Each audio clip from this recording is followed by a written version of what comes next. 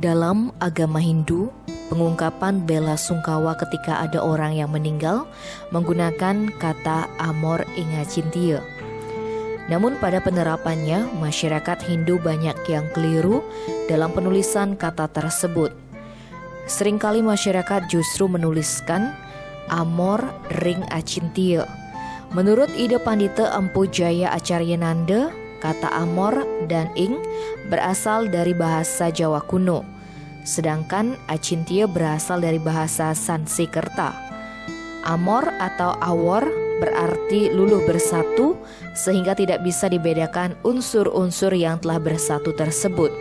Sementara ing acintia berarti dengan yang tidak terpikirkan, sehingga penggunaan kata ring yang berarti di dalam bahasa Bali keliru pada penulisan kata amor ring acintia. Lebih jauh, ide Pandita Acaryananda menambahkan, terkait pengungkapan bahasa dalam berbela sungkawa merupakan sebuah kesepakatan. Namun seringkali masyarakat Hindu mengungkapkan ucapan berbela sungkawa ketika ide pedanda lebar maupun umat ulaka dengan menggunakan kata amor ing acintia, swargantu, moksantu, sunyantu. Padahal penggunaan kata amor ing acintia, swargantu, moksantu, sunyantu merupakan doa yang harus disertai dengan ritual puja panglepas dan panguntul marga.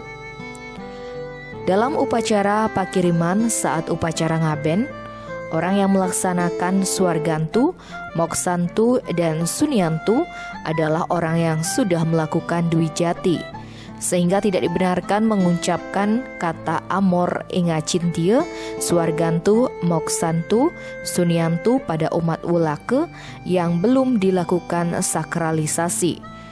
Namun ucapan berbela sungkawa kepada umat ulaka dapat menggunakan kata amor ing acintia saja.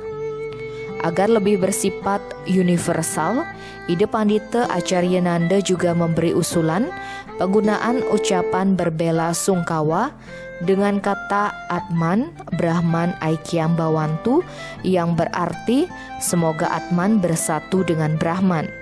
Pihaknya juga berpendapat jika kata Atman Brahman Aikyam Bawantu memiliki nilai yang sama dengan kata amor ing acintia.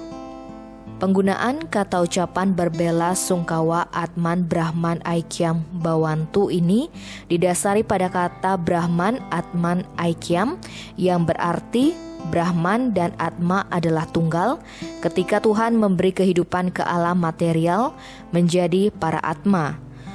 Maka ketika kita akan kembali ke alam Tuhan dapat menggunakan kata Atman Brahman Aikyam Bawantu.